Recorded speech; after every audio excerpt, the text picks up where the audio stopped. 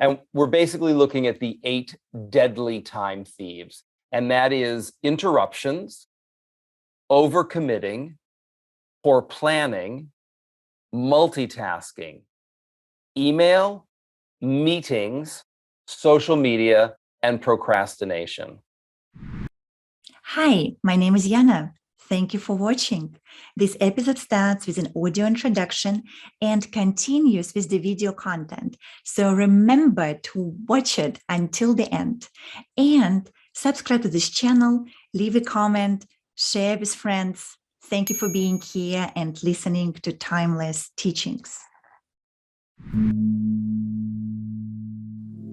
You're listening to Timeless Teachings, a global podcast with Yana Fry. We talk about consciousness, human potential, and happiness in daily life.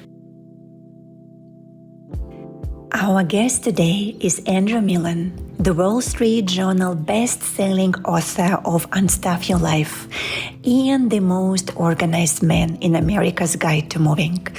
In this episode, Andrew shares insights on how to simplify your work and life environment for greater clarity, consciousness, and creativity. Let's welcome Andrew. Andrew, so wonderful to have you here with us. Thank you for joining Timeless Teachings. Always my pleasure to spend time with you, and I'm delighted to be here with you and by extension, everyone else. And our listeners might not know that you and I just met recently in real life, and we have completed with other speakers Together We Can Change the World tour, and it was in Philippines. Yeah. But we were just traveling from place to place. In that case, it was Manila and Cebu, speaking on stages around leadership and breakthrough and post-pandemic workplaces, and raising money for nonprofits that work with children and families. Yes. And I can say I feel like a rock star being on the road for 10 days. And if you guys have ever been on the road one way or another, you would know you really get to know people. And so Andrew is an amazing human being, and you can trust me on that one. I mean, you're amazing on stage, you're amazing off stage, and I'm really just looking forward for our audience to learn what you have to share. Okay. And before we're going to go into the subject matter, let's start with you as a human being. And one thing we do have in common among many, that both of us from St. Petersburg. Yes. In Petersburg, right? The only difference is your St. Petersburg is in Florida and mine is in Russia, yes. Which is a really funny one. Yes. Well, and also in that same way, right? You've left St. Petersburg, and I finally arrived in St. Petersburg. I didn't grow up in St. Petersburg. I grew up in Detroit, Michigan. And then I've lived all over the United States. I've not actually, until this year, I've not really lived abroad, but I've lived in Michigan, multiple places in Michigan, in Milwaukee, Chicago, New Hampshire, Washington, D.C., New York twice, Seattle, Washington, and then lots of other places. And I've shared with you, but I haven't shared with other people. I spent those 6 months living on a school bus, touring prisons and penitentiaries around the United States, performing improvisational theater. So I got to cover a lot of ground. Very not a rock star experience, but very much an on the road experience. Those 6 months, right? I mean, it was a converted school bus, so it was the opposite of Lux.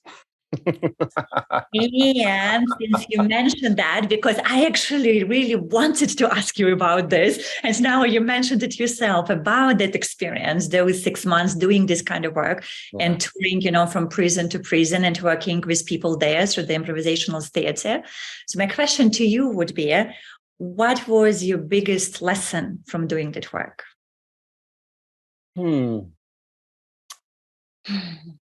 I don't really, there's not a lesson necessarily that comes to me. It was a very, very powerful experience. I mean, lesson sounds formal.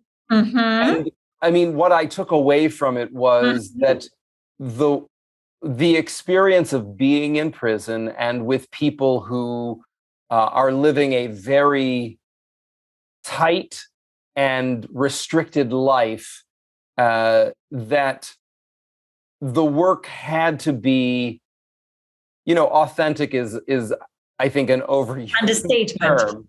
Yeah. Well, I think it's an overused term, and the work had to be honest because they had zero tolerance for bullshit.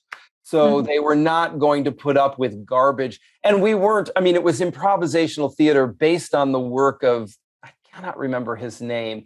He was a criminal psychologist, or a psychologist who specialized in criminal thinking and behavior. And so the work was, I wouldn't say that it was aggressive, but it was confrontational. And the underlying premise was, whatever the flaws of the criminal justice system are, and there are many, let's set those aside. You are not a successful criminal. So this is not a good avocation for you. This is not a good vocation for you. You're doing time. So again, racism aside, classism aside, anything that might have made being incarcerated worse and even tilted the scales of justice away from you, you aren't good at what you're doing. So let's come up with another plan for you so that when you get out, you can do something different, because this is not a good career path. And as a fundamental premise, it was very powerful because, of course, there's a spectrum of humanity, and some people were ready to hear that and thinking, yes, I do want to get out of this cage. I do not want to return.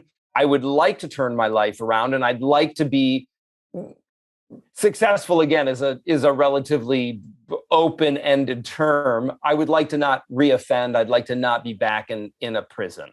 So, and then there were people who were, at the back of the room getting high up in the bleachers, and they had not yet joined us in the room, and they were not interested in what we had to say. And then there was everybody in between on that spectrum. And so, well, whether they were getting high at the back of the room or they were right up front leaning in, the immediacy and the need for us to be frank and honest and authentic in the work that we were doing was essential. And as I mentioned to you, but the listeners, the viewers don't know, it was all half mask work. So half of our faces are exposed, and we're wearing masks on top to distinguish the different characters that we were playing. It was all improvisational. So there was no script. There was a storyline, but there was no script. And every prison, every performance, the characters that we would embody were based on the actual crimes, offenses that the people had perpetrated. So we would often, before the play began, we would begin with a huddle where we would go out into the audience and interact with people and gather information and have conversations. And we would come backstage and we would have a huddle, and we would say, okay, I've got an armed robbery. I'm doing 7 to 15. I've got a wife outside. I've got a girlfriend. I've got kids with both of them. I've got one of them's living with my mom. We would outline all of the circumstances of the lives. We would take those all, mash them into 2 or 3 different composite characters so that there was verisimilitude and also a certain amount of literary license. And then those would be the characters that would be going through the story arc. And so all of that just meant that there's just no, it's a full loop of what I said, right? There's just no room for bullshit. You had to be right on and fully present. And so the takeaway for me, as opposed to the lesson learned, was just that the immediacy of being present and telling the truth, even artistic truth, was imperative. And it was some of the best theater that I've ever done. Hamlet, all different kinds of things that I have done in my professional career. That, because it was so simple and so direct, even though it was made up, was some of the best work that I've ever done in my life. And I love how it formed you as a human being, whether you're realizing it or not. And stayed with you for all these years, because the book that you're going to be releasing, is it in April, right, or in March, is called Calling BS on Busy. Yeah, well, calling bullshit on busy. I mean, Right, again, exactly. even Calling for bullshit on me, busy. that was a fork in the road, right? I was very clear. It may alienate some of my corporate clients to not be coy and call it BS. But the reality is, I guess I'm being very coy calling it BS. Yes. If Brene Brown can say bullshit from the stage, I can say bullshit on the cover of a book, right? And we also know, it wasn't that long ago that Mark Manson released the subtle art of not giving a fuck. And so I feel like, I mean, we do use an asterisk for the I, and at the same time, back to that fork in the road, which I think is perhaps a theme for our conversation of, right, that it was important to me, even at the risk of alienating some people, to be direct in what I'm talking about, because it really is, when we say that we are busy, it is bullshit. Everybody is busy. I said this from the stage, several times when we were together. And it's true. If you don't live in your parents' basement and they're not doing your laundry and making your meals for you, you're busy. So it doesn't mean anything. It has no value when you say that, particularly if somebody who cares about you says, "How are you doing?" meaning asking how you're feeling. And instead of responding with a feeling state, you respond with, "Oh, I'm so busy. I'm crazy busy. You'll never believe how busy I am." As if it... Are you sad? Are you angry? Are you frustrated? Are you disappointed? Are you exhausted? You haven't answered the question. And I know that you have been on Oprah, talk show, you have been interviewed by different people, and it's not the first book. I think it's your third book, if I'm correct, right? So you have been, for a while doing the work that you are doing. And just on behalf of people who are watching right now and listening and who might be wondering, so how a guy who was doing an improvisational theater and touring on a school bus from prison to prison gets to become an expert in time management and decluttering, publishes his third book, has thousands and thousands of students, knows Oprah, and becomes the most organized man in America. So how did it happen, Andrew? Yeah, I'll tell you. And I'm going to offer one correction. I don't know Oprah. I've met Gayle King and spent time with Gayle. Mm-hmm. I've been in Oprah's magazine and I've been on the radio show. So I'm waiting to meet Oprah. So I would never want to misrepresent myself because partly, I mean, in the best of all circumstances, somebody who knows Oprah is going to see or hear this.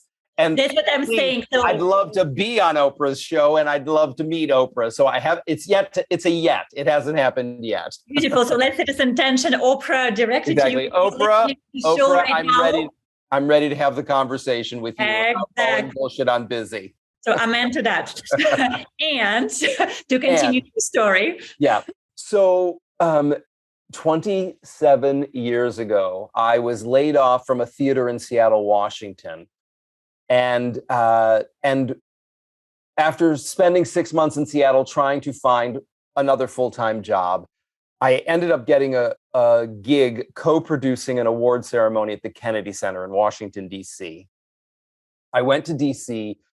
to do the work.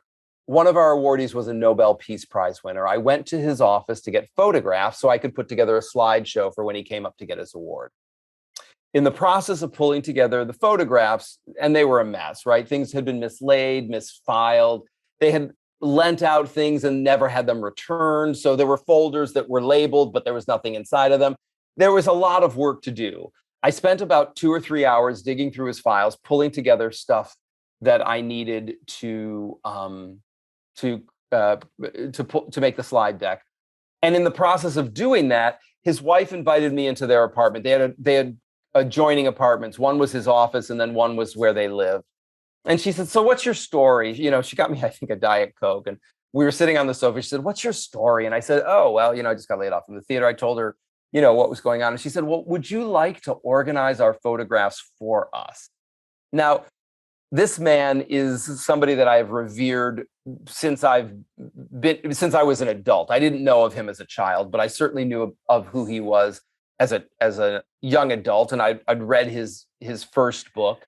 And I mean, I literally started to cry on their sofa. I was like, this is a tremendous honor. I would love to organize your photographs for you. And so we made a date for me to, when the award ceremony was over, I was moving back to New York. We made a date for December 20th, 1996, that I was going to go to work for them. On December the 19th, the phone rang. Their assistant called up, said something unexpected has come up.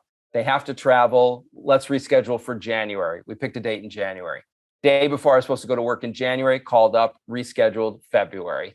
February, rescheduled March. In March, they said, when we're ready to proceed, we'll get back in touch with you.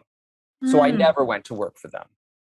In those 4 months, though, I told every living soul, I am going to create a comprehensive photographic archive for a Nobel Peace Prize winner. Sounds pretty impressive. Yeah. A friend of mine referred me to an accountant who needed a filing system. I built that for her. She started referring her clients to me. So people would show up at my door, literally with like a duffel bag full of receipts, saying, I have not filed my taxes in 5 years. I have letters in this bag from the Internal Revenue Service. I do not want to go to jail for tax fraud. I am overwhelmed and freaked out. Can you make sense out of all this paperwork for me? I would go through the paperwork. I'd organize it. I'd categorize it. I'd enter it into QuickBooks. I'd give it back to the accountant. The accountant would file their taxes. And these people were like, you're amazing. You've saved my life. You're a magician. Exactly. Yeah. And then they would tell all their friends, you'll never believe what happened. I gave this guy all of this garbage. He turned it into my tax returns. He's amazing.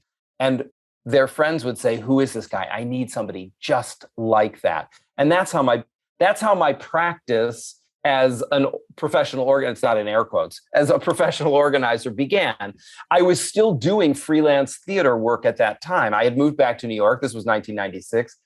So I was still producing and directing plays. I'd stopped acting quite some time ago, but I mean, I would still act if somebody hired me, but I wasn't pursuing acting work. I was mostly doing producing and directing work. And so I continued to do that freelance work. And I was doing this other work and I was making money. I was helping people both learn how to manage their own life administrative kinds of tasks. And at the same time, I was also doing for them. So I was teaching them and doing for them and hustling for the next theater gig.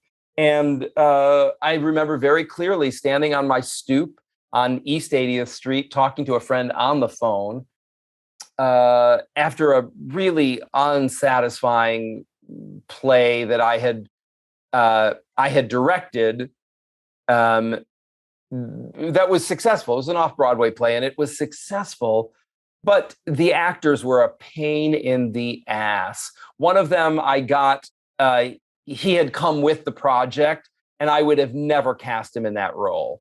But he was the friend of the playwright. And so he was in the principal role and he was very full of himself and at the same time, not particularly driven to do good work. So a rather toxic combination in an actor, in an artist. And overall, it was a miserable experience for me. So I was talking to a friend of mine on my porch and I just said, I'm not that hungry to do another play. And I'm having an impact in doing this organizing work. I'm going to put the theater on a shelf and I'm just going to pursue this organizing thing full time and see what happens. That was that transition for me again, another fork in the road where I said, I don't know what will come of it, but it felt to me, and I certainly talk about this in my first book, Unstuff Your Life. It felt like the universe was sending me a very large neon yes, right? You are having an impact. You are earning a living. You are aligned with your values.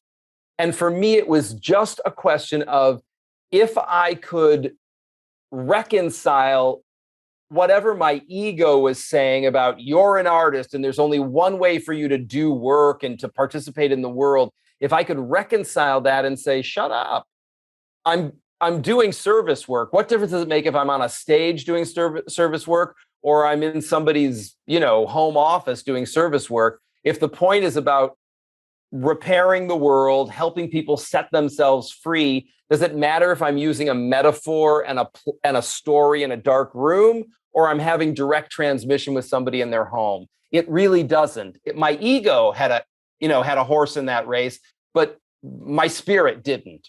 And so it was a very powerful moment for me to just say, you ego, you can shut up.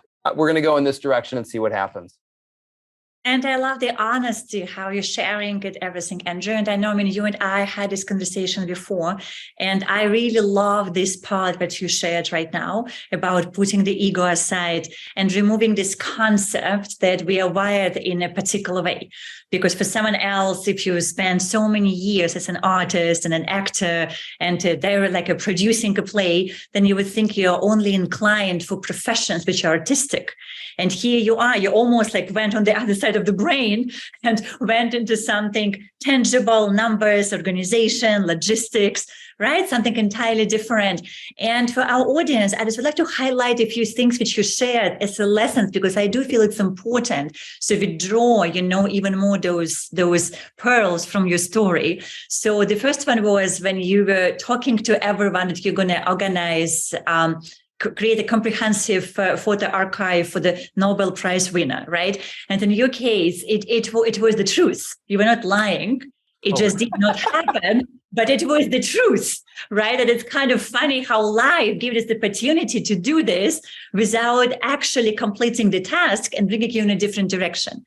And for everyone else who is listening, I just would like to kind of plant the seed, guys, that if there is something that you really want to create in life, something you really want to accomplish, one thing you can definitely start doing already now, even if you don't know how to do this, if you feel you don't have resources, maybe you're not qualified, maybe you live in the wrong country for this, right? Or maybe you have family or you're single, the opposite. So, and people come up with those stories that prevent them from creating what they want to create. So let's just put all of this aside and just crystallize in your head what it is that is important, and then simply start talking about it to your friends.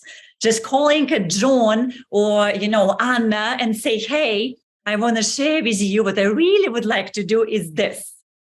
And in my life experience, I would say with a very high degree of certainty, the joke is that if a human being starts doing that for 4 months period, just like you did, Andrew, it does not matter what the dream is, it starts becoming a reality. And there are many reasons for that, from just very basic things with like a networking and just getting the word out to kind of realigning everything what is happening in your life towards what you really want to have. So I think this is an amazing tool to create what you want by being clear on what you want and saying out loud what you want. It sounds very simple. It is highly effective. That's number one. So, and number two, it's exactly this moment with not being fixed on a personality and listening to what is available in front of you and kind of just going there. I can tell you my own story around it. The joke is even this whole journey with interviewing people, it came to me pretty much like your work came to you. So it was not like I woke up one day in the morning and let me interview people. It was more arriving in Singapore at that time, and local people would walk up to me and say that you should be on camera and we need someone to interview. Do you want to be the interviewer? And I remember it was like 7 years ago and I never received any media training professionally or formally. So I remember I felt extremely awkward on camera. And then the more you do this, the better you become at it. And now 7 years later, it's a joy, truly. And so now listening here to your story, but I would like kind of highlight for the audience, let's get to life hacks and to tips, right? Like we talked about, maybe we let's start with the book, right? So we're talking about the book, so Calling Bullshit and Busy. And just maybe give us a little bit of teaser what people can learn from the book, and maybe just give us 3, 5, 7, depends how generous you are, points on what can we learn already now. And before you go there, I want to say why it is so important to create more time. Or maybe better, I ask you this question, because fundamentally, it is not about learning how to deal with your emails or organizing your kitchen or organizing your wardrobe. I mean, those are just the tools. But then the bigger question is, why do we need to do that? And maybe that's kind of, I'm, passing the ball back to you. So tell us, why is it important? Well, I mean, we have a finite amount of time here.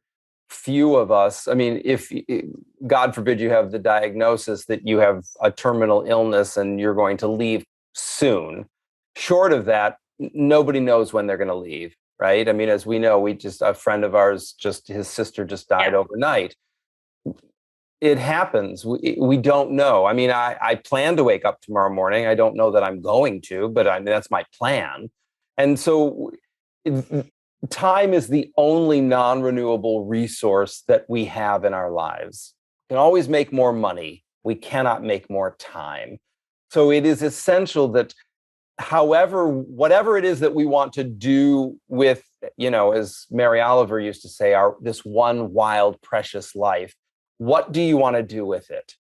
And for me, when I say I don't care, it doesn't mean that I'm disinterested.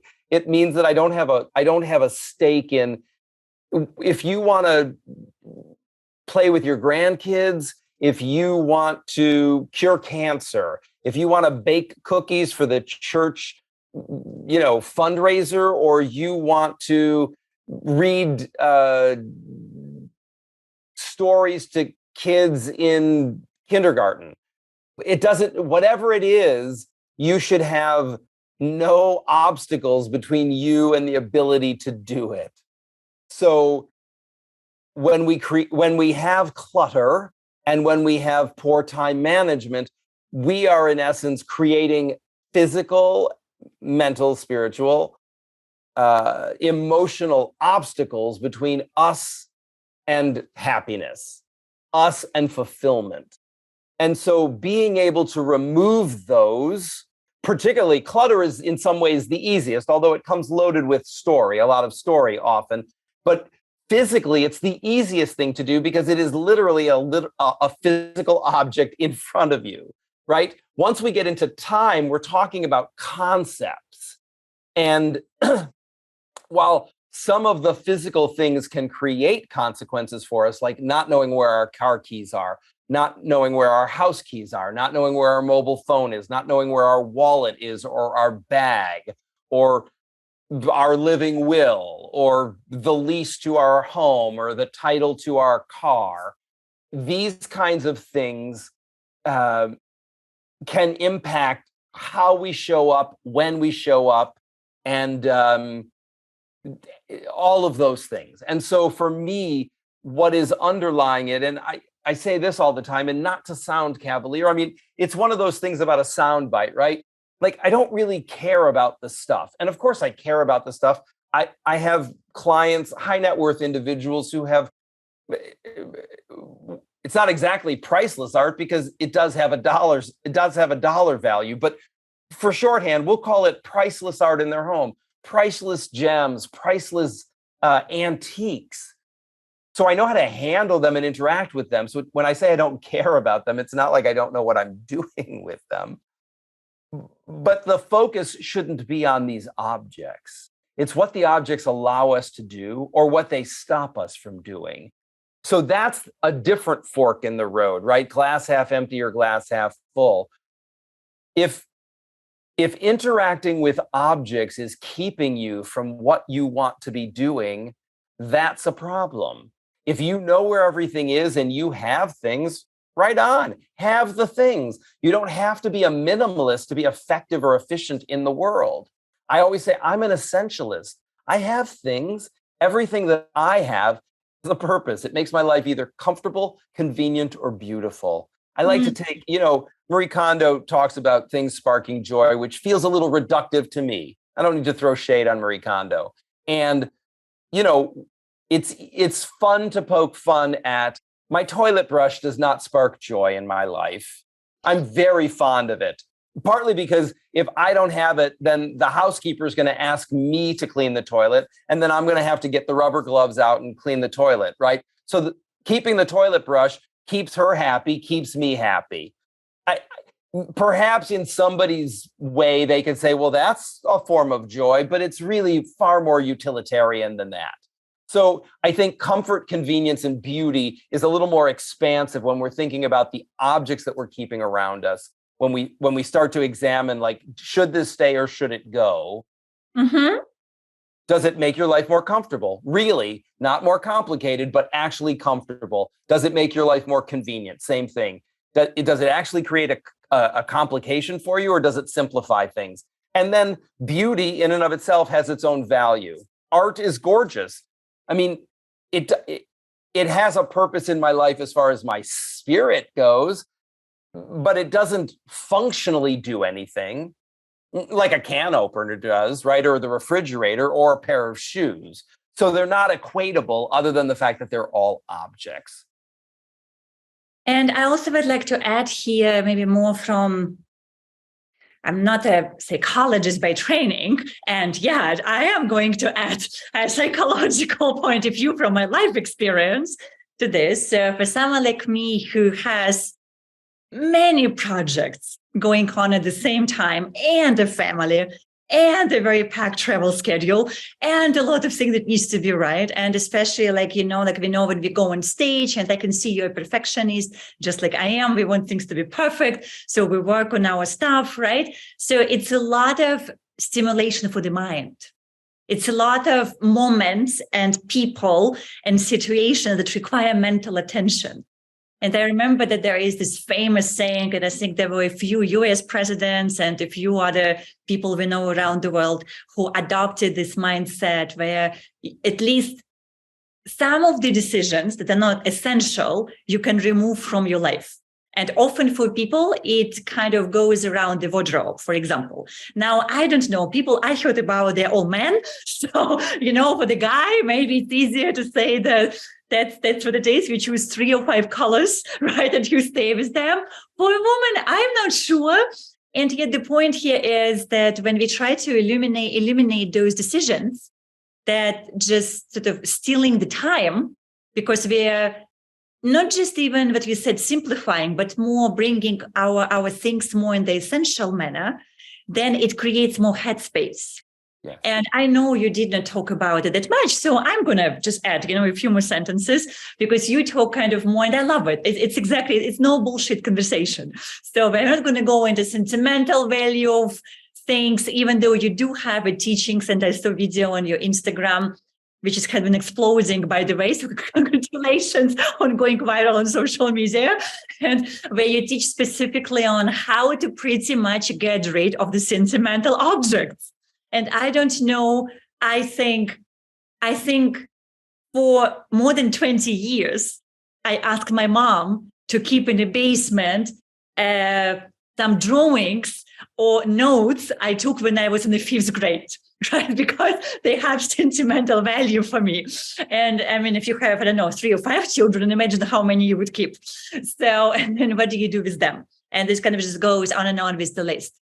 So, but I know also from running my own programs, and it's interesting that you have said it yourself, that without even knowing what you know about decluttering, when I do human development programs, you wouldn't know this. So I'm telling you this for the first time. One of the assignments that actually I ask people to do is declutter their living space. Right? Just get rid of the clothes you don't need, things you don't need. If you clear your phone, right? Get rid of the pictures you don't need on your phone. And this is one of the steps before we even go into something like, let's look at your mindset. So the first one is, let's just declutter your life to create some space. And so I'm so glad that we are connected. Now I know someone who has a system how to do it. So when people ask next time, I know where to direct them. Yeah. So you mentioned 3 things. It should be convenient, comfortable, or beautiful. Yes. Right. So the 3, it's a tips for those who would like to maybe look again at what they have and see what stays, what goes. Tell us something more. what else can we do? Sure. Well, so let's talk about the book, and let's talk about what we're covering. And we're basically looking at the 8 deadly time thieves, and that is interruptions, overcommitting, poor planning, multitasking, email, meetings, social media, and procrastination. Mm-hmm. So the difference between an interruption and a distraction is that an interruption is external. A distraction is self-generated. So all of the things that we do to distract ourselves, when we bring some mindfulness, some awareness to our choices, our behavior, if we're conscious and we're paying attention to how we're moving through time and space, so many of those distractions can be set aside. What I'm going to suggest to anybody who's listening and watching is often one of the places we get tripped up is around speaking in narrative goals, but we actually measure time in math. So instead of saying, I'm going to work on something until I'm finished, I'm going to invite everybody to shift that to say, I'm going to work on this for X amount of time. As a rule, no less than 15 minutes of uninterrupted focus time, unless you have ADHD or other challenges with staying focused. In which case, if you do have challenges staying focused, find out where you start to disappear. Is that 3 minutes, 5 minutes, 7 minutes, 9 minutes? Wherever that is, that becomes your new sweet spot. So don't worry that your neighbor or your colleague is setting a timer for 45 minutes. If you can only stay focused for 7 minutes, 7 minutes is the sweet spot. Set the timer for 7 minutes. And so all of this is what I'm saying is, instead of saying I'm going to work on something until it's finished, say I'm going to work on it for X amount of time, and then set the timer. When the timer goes off, you've actually completed the task, because the task was simply, I'm going to work on this thing uninterrupted for X amount of time. When the timer goes off, you are successful. Failure breeds failure. Success breeds success. So every time the timer goes off and you stay focused for that window of time, you are building self-esteem, you are building confidence, you are building competence, and it reinforces itself so that you start to get things done. And you start to recognize that the clock and time is your friend. It isn't your adversary. Time isn't fighting you. Time is rather agnostic. Time doesn't really care what you do with it. It's going to keep ticking. So for us, the more specific we can be, the more likely it is that we're going to get something done. And so that's a huge tip across the board, regardless of which time thief we're talking about. Let's immediately stop working towards a narrative-based goal, words, finished, and replace that with a math-based goal, like X amount of time. When it comes to email, which many, many people struggle with, my number one tip is never read email if you don't also have the time to answer it when you're reading it. At best, you're going to read something and then you're going to have to reread it when it comes time to answer it. At worst, you're going to read something and it's going to upset you. Now you can't concentrate, right? You didn't mean to be in your inbox, but you were. You were supposed to be doing something else. Now you can't concentrate on that other thing because you're in that conversation with yourself, but using the email to torment yourself about, oh, I can't believe that this just happened. And whether it's from a person and the person has upset you, or just the information. I mean, you could have gotten something from a government agency saying something is happening and now you have to respond to it. So it isn't just from somebody who pissed you off as much as a new complication has entered your life that you're not prepared to deal with. So you're agitated, you're upset, you can't concentrate.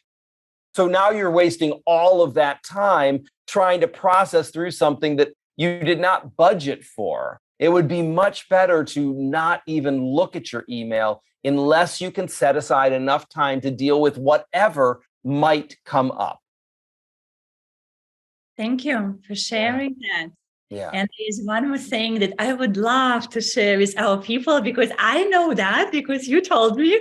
And I think it's just so amazing that everyone should know that. And I know it is probably in the book and there are many other things there, but this one in particular is stayed with me over and over, after your presentation. And it's about eating the frog. So please tell us about this. So Sure. what does it mean and why we should be doing that? Yeah. So Mark Twain coined that phrase. And I mean, Brian Tracy has made it popular, who's a time management teacher, speaker, colleague of ours. And, but Mark Twain originally said, if you eat a live frog first thing in the morning, the rest of the day will get better. Brian Tracy took that and turned it into just the concept of eat the frog. He created a video. He wrote a best-selling book about it. And the idea is the thing that we want to spend the least amount of time with, we should just go ahead and get it done. It's Nike's Just Do It. It's all of the same concept that whatever it is that you're procrastinating on, the sooner you do it, the sooner you're done with it. It requires us to act in our best interest rather than trying to control our feelings or interact with our feelings. And understand that when I say that, I'm not suggesting that our feelings aren't important, but I wouldn't allow my feelings exclusively to determine the actions that I'm going to take in my life, right? It's so much follow your bliss and all of these things that talk to us about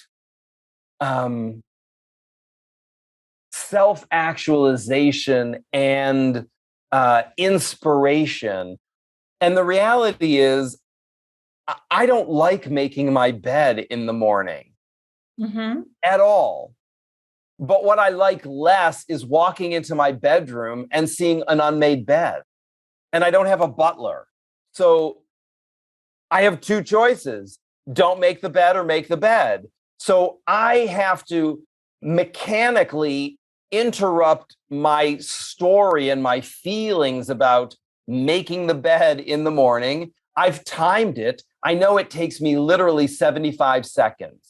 So I have to talk myself off that ledge over and over, like once a day. I mean, I don't have to do it multiple times a day, but I work from home. I'm often on a cordless phone. I walk around my entire apartment. Inevitably, I will walk into my bedroom. I don't want to be having a meaningful conversation with somebody looking at a messy bed. I want to look at my nice, crisp bed. I want the room to be pleasing and appealing to me when I walk through it. So often in the morning when I get out of bed, I have to remind myself, Andrew, it will take you 75 seconds.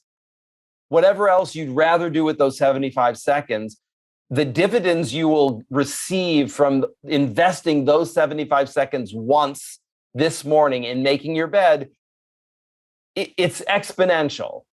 As opposed to not making the bed, not investing the 75 seconds, and then throughout the day, walking into my bedroom and going, this looks like a pigsty. What's going on here? And when we think about our energy levels, it just brings you down. All of those things have impact on us and they affect our mood. So it's a curious thing when we're so focused on how we feel in the moment, as if that's static and never going to change, without ever accounting for the fact that our behavior is reinforcing those feelings or bringing them down and impacting us in lots of subtle, sometimes subconscious, unconscious ways that we don't even acknowledge, right? We're so busy on the conscious level of like, I have to feel good all the time. But who feels good all the time on some level, right? Sometimes you just have to eat the frog, make the bed. It's never going to be easier, but it also doesn't ever have to be worse either. And so that again returns to that idea of glass half empty, glass half full, right? I mean, if 75 seconds in the morning will give me happiness throughout the entire day. I'm awake for what, 12, 14, 16 hours during the day. I'm in and out of the bedroom all day. I'm certainly in and out of the bedroom more than 75 seconds. And the frustration and the disappointment and the what it does to me emotionally and psychologically to see the unmade bed is far worse than the 75 seconds of just sucking it up and making the bed in the morning, because then I don't have to do it for the rest of the day. And that fundamentally changes the relationship with all the things that as humans, we think we should be doing, but we are not doing, right? And the list could be very long. I mean, it's from doing the taxes, filling them on time, going to the gym, maybe cooking your own breakfast instead of just defrosting something, speaking about health. And there are all kinds, doing meditation, if this is your thing, right? 5-10 minutes in the morning, going for a walk, getting fresh air, because movements, again, are good for your body. And returning a phone call, paying your bills, whatever it is, Exactly. So it's kind of fundamentally just changes when you do that. And what you were saying, you're not only freeing time, but you're also, in the other words, you're priming yourself for a certain state that you are just more efficient, more productive, and there is more space in your head to deal with other things. You're less distracted. Less stress. Right? I mean, that's ultimately right. I mean, as we know, some stress is fine and some stress is not fine. And we are often responsible for the bulk of the stress that is not fine in our lives. There are circumstances outside of our control that we are responding to, but so often we are perpetuating our own stress by, again, that idea of being so focused on our. So the idea of this obsession is a slightly charged word, but for shorthand, let's just call it an obsession with our own momentary or temporary comfort, as if, right, most of the people who are listening to this interview are comfortable. Food, clothing, and shelter are taken care of. I mean, there might be, and I would certainly hope that there are people perhaps who, are without shelter or are in some life transition, who would hear this and this might be useful to them. But for the most part, the audience are people who are comfortable. So this idea of, oh, that's outside my comfort zone, or, oh, that makes me uncomfortable. Really, in the scheme of things, if you have food, if you have clothing, and you have shelter, you are ahead of, 50% of the population on the planet. So how much time do you really need to spend focused on your comfort? You are comfortable. I love this point. Yeah. So if we can set that aside, suddenly it becomes much easier to do the things that are momentarily uncomfortable, because running under our lives is a steady hum of dissatisfaction and stress, because we're not living in alignment with our values. And so that should be the discomfort that people are focused on, not, if the shoe's too tight, take off the shoe. If your pants are too tight, undo the top button, go to the gym, or buy some fat jeans, right? I mean, the solution is relatively easy. Instead of packing yourself into the pants, feeling miserable, and then when you get home telling yourself, undoing them, letting everything fall out, ripping off your Spanx and like, oh, this is actually me. Well, it's always you. It was always you, even when you were wrapped up in elastic, trying not to be you. It was still you. So is that really where you want your focus to be? Or do you want it to be, again, on that pervasive uncomfortability of not being in alignment with what actually matters to you? It would be so much better if we could bring that up to a conscious level, because it is like tinnitus. It is something that is humming in the background all the time. And if people were conscious of it, I feel confident that they would make different choices in their life every day.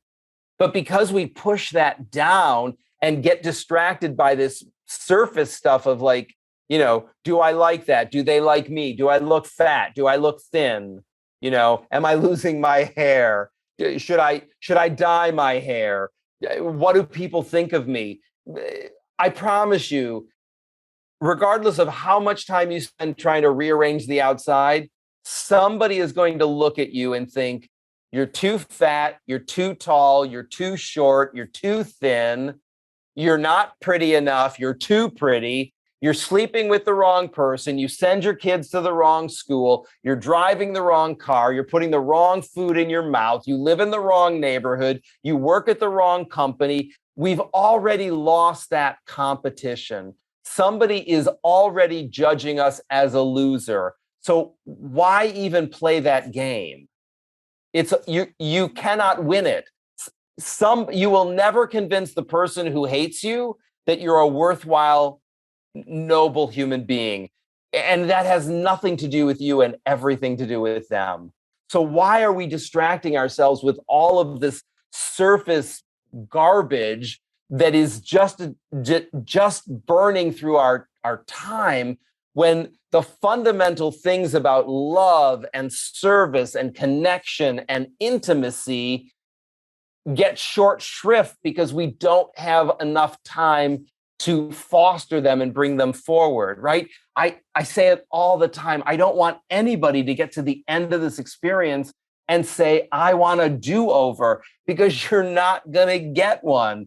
Even if you believe in reincarnation and you are reincarnated, if karma works the way karma works, you might come back as a snail. So you don't get the chance to like burn it off and do something else, right? You don't get to come back as Yana again. You're going to come back as somebody else or something else, or you're not coming back. So this idea of a do-over is bullshit. You're not going to get it. So what does it take in this moment to, if we're going to draw that line in the sand, whatever's past is past. On some level, it doesn't matter. It's happened or it didn't happen and we wanted it to happen. Either way, we can deal with that and clean it up. But as we draw that line in the sand and go forward with consciousness, with clarity, with a sense of awareness and being present, what do we want the rest of our lives to look like? And that really is where I want our focus to be, because then we will get to the end of this experience, whether it's in 13 minutes, 13 days, 13 months, 13 years, and we won't have regrets. And that's a life well lived. Thank you so much for sharing it, Andrew. And I would like to extend this invitation to our audience, because I feel it's such an important message. And this is a beautiful question to ask yourself, regardless what happened until this point, right here and right now, how would you like the rest of your life to look like? And for everyone who is watching right now and listening, just spend some time reflecting on this question so you become clear what it is. And one thing I know for sure, and Andrew has been sharing it with us today during the interview, that one thing you would need more than anything else is time. Like time and space to do everything you want to do. And if you're someone like me who wants to live 100 lifetimes in one, even though I do believe in reincarnation, I still believe that I want to do everything in this one, because who knows if I'm coming back, in what form I'm coming back. So I just want to cover it fully in this time that I have right now. And for people who have been listening to you sharing, I can see that, as they go, yeah, I resonate, I understand. It makes sense. I would like to try. And I can just feel it, that in many of them, the voice in the head will go, well, it sounds nice, but it's hard. I don't know how to do this. Where do I begin? And so people like this, I have a wonderful news that Andrew shared with me. And I myself super excited about it, because we just moved to a different living place with my family, and I got rid of half of the things, and I still feel I need to do another half, one way or another, right? So I need to declutter my space. And I know that you are going to be running a challenge that starts I think it'll be March or April, probably, right? Yeah, we're And still finalizing the date. exactly. You're finalizing the dates, but the point is it's going to be a structured time where people can come together and step by step look at everything that they want to let go of, to declutter. And I haven't even asked you, so I'm asking you publicly now. Andrew, can I join the challenge? Because I would love to declutter my space, and you cannot say no in this space. Yeah, no, of course not. Well, I would never say no, and it's open to everybody. The only barrier to joining the challenge is coming up with $1. So it's a very low bar, and everybody is welcome, regardless of how much stuff you have or how much stuff you don't have.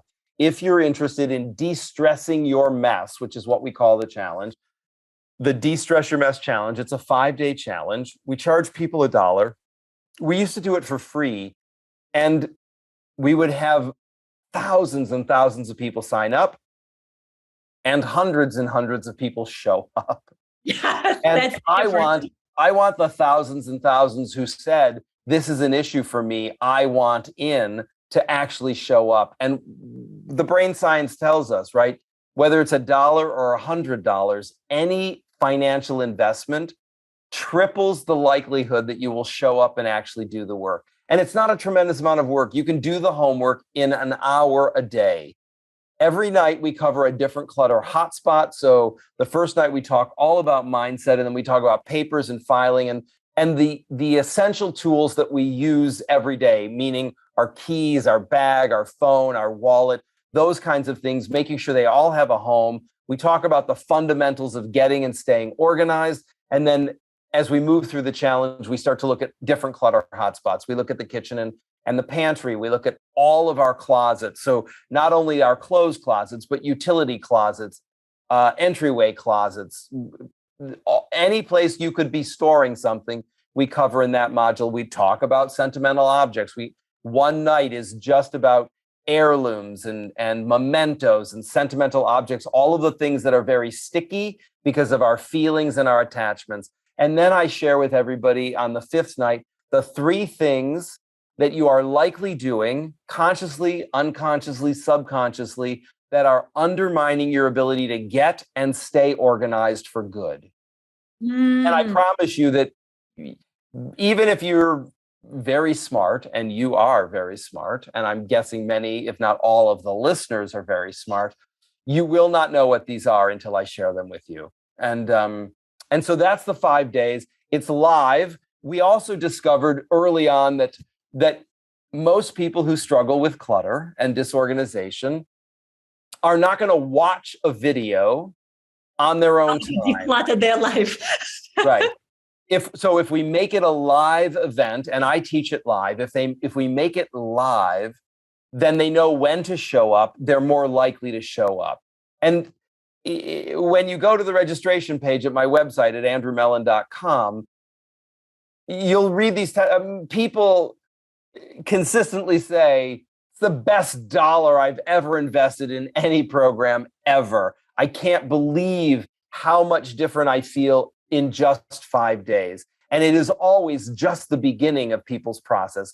And we have people who we've done 9 of them now so far. And we've had people that do every one of them, because you learn something new. And because my work, like your work, is both very methodical and also very intuitive, I don't say the same things every time. Yes. I cover the same information, but every challenge is different because I'm, channeling sounds a little woo-woo for me. Your business clients might not like that word. Yeah. And at the same time, I'm just a channel for the content.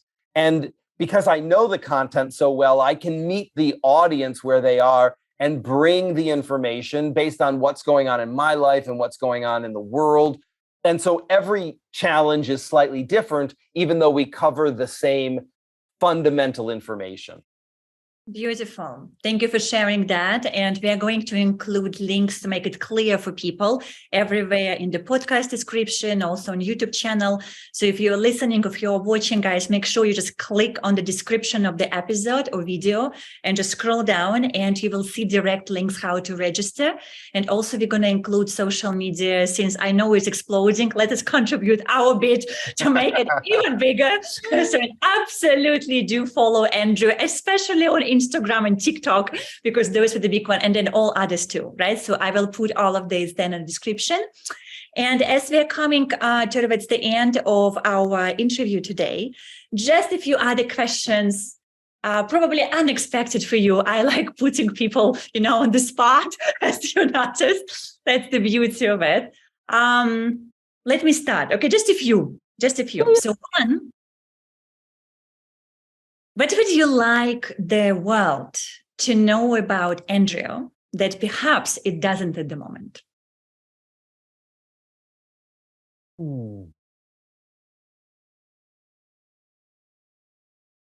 I'm a nice guy. For all of my enthusiasm about helping people set themselves free, I want to be happy. I want people to be happy. I want the world to be an easy, comfortable place to be. And I'm a simple guy. I like a degree of comfort and I like a degree of convenience, and I certainly like beauty around me.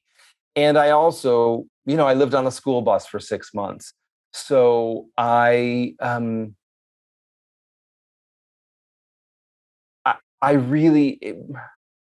relationships are the most important thing. Relationships followed by experiences. Relationships are really the most important thing to me, and then experiences. I have lovely things. I've had lovely things. I've let lovely things leave my life. And the things that matter the most to me are really intangible. And I have been watching you on the tour, right? As we said at the beginning, that we just completed in the Philippines speakers tour, how masterful you are at actually connecting with people and building relationships. And I can tell you, if you were not teaching what you are teaching right now, which is organizational skills and declutter, I think you would be phenomenal at teaching people about relationships. So who knows, maybe an extra another career later in your life, you never know. But you definitely, I can see that. Okay, another question. What is one single event in your life when you look back that you feel truly impacted you and created you the person who you are today? And it could be that fog that you were talking about, right? Something which is just, you could go one way, but you went the other way. And this is all what made the difference. Yeah, well, I mean, one of them certainly was that night on my stoop on 80th Street when I decided to put the theater on a shelf. I mean, another one was probably the day that I accompanied my friend Keith to that audition at university. I mean, I went to college because I didn't want to get a job. I didn't know what I was going to study. I just knew I didn't want to work in a factory in Detroit. So I went to a university so that I could, at least get 4 more years under my belt and learn something and figure something out. So Keith was going to go to that audition. He said, "Would you come with me for moral support?" So I went. While I was there, the director said, "Well, would you like to audition?" I said, "Sure." I got cast. Keith didn't. And so that I wouldn't have thought of. I mean, I did a play in high school. I did one play in high school.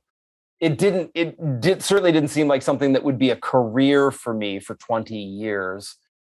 But I think showing up with Keith was one of those moments. I think that decision to then shelve the theater and turn my attention towards organizing was another one. And probably the third one was when I decided to stop self-medicating. Thank you for sharing all of that. Yeah. And, hooray to all the three, Yes. because they do feel very important. Yeah. And the final question for today, you do come across as the guy who is in touch with himself. You like, again, because I have been watching you also in the real life. So you know how to deal with different people in different situations. You're not very reactive or not really reactive at all, because you know how to regulate your inner emotions and your feelings and your thoughts. So then my final question, do you have any practices you follow? What is your relationship with what is called spirituality or wellness? Do you do anything every day? If yes, what it is? If not, how else do you think you keep your balance? Yeah. So I have a meditation practice. It is, I think of, I spent a couple of years in and around a Rinzai Zen monastery. I was in a relationship with a Buddhist monk for a couple of years. And sitting Zazen was, I did it. I don't love it. 75 minutes, an hour and 45 minutes, it's not a great practice for me. Sitting meditation, some form of sitting meditation does work for me, but in smaller quantities. But I try to be mindful and I try to meditate. So where I was going with this, my favorite thing in the morning after we would sit and chant would be walking meditation. And so I try to incorporate that concept of being mindful, whether I'm in the kitchen doing the dishes or I'm folding my laundry or I'm walking to the car. I'm focused on my breath. And certainly when I lived in Manhattan, whenever I was riding on the subway, instead of listening to things, I typically would practice metta meditation. So I would use that time on the train to, may I be happy, may I be healthy, may I be safe, may I live with ease.